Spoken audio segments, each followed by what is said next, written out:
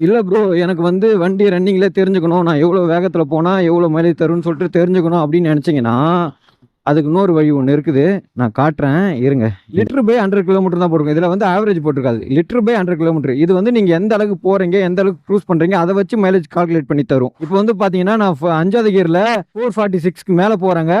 எனக்கு வந்து 100 கிலோமீட்டருக்கு 2.2 லிட்டர் பிடிக்குதுங்க. அது மாரி நம்ம க்ரூஸ் பண்றதுக்கு ஏத்த மாரி, நம்ம எந்த அளவுக்கு எந்த கியர்ல எந்த அளவுக்கு க்ரூஸ் பண்றோமோ, அதுக்கேத்த மாரி மைலேஜ் கால்குலேட் பண்ணி நமக்கு ஆன் த ஸ்பாட்லயே காட்டுங்க. இப்ப இந்த பிரிட்ஜ் மேல ஏறி காட்டுவா உங்களுக்கு.